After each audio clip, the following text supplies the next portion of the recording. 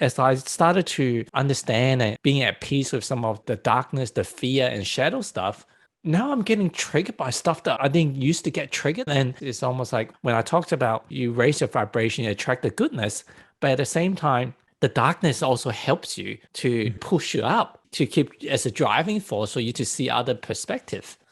It reminds me of a anecdote. Oh, I don't know if it's an anecdote or a metaphor that the late Ram Dass used to say, which was something like, the closer you get to the inner temple, the bigger the monsters on the edge of the gate, the bigger the gargoyles on the gate. And yeah, I mean, the thing is that the acquisition of peace, true peace, like the cultivation of true peace, is not a consequence of the absence of difficulty.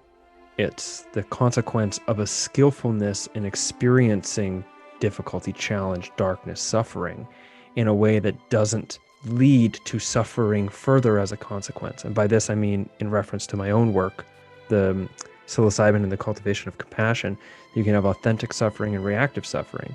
Authentic suffering is feeling the pain that's happening right now, and reactive suffering is the cascade of consequences that comes as a result of not feeling the pain that you're feeling, right?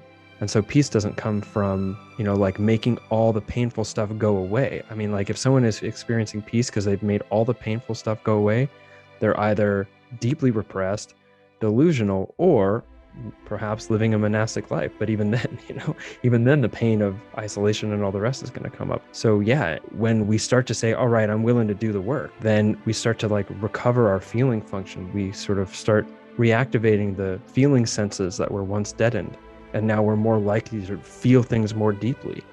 If you think about it in a relationship, you're a reasonably healthy person, we'll say. Chances are you are a reasonably healthy person. But, we'll just say a reasonably healthy person who is reasonably not that reactive isn't like that.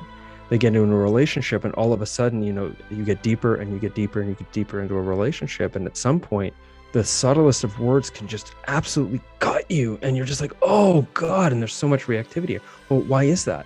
Well, that's because you've let someone deeper and deeper and deeper into you. And as a consequence, they can touch you in ways that no one else and nothing else can. And that's beautiful. And it's challenging.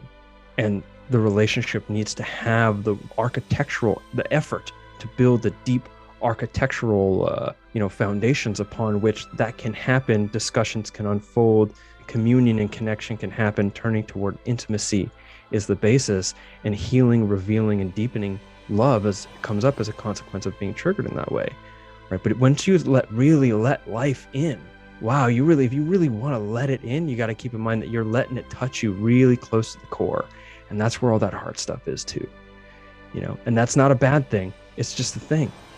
If anything, it's a good thing. It just doesn't feel very good when it's happening, and it certainly doesn't have necessarily and always good results, especially when we're first learning how to manage that and are likely to make mistakes behaviorally and in the manner in which we express those feelings.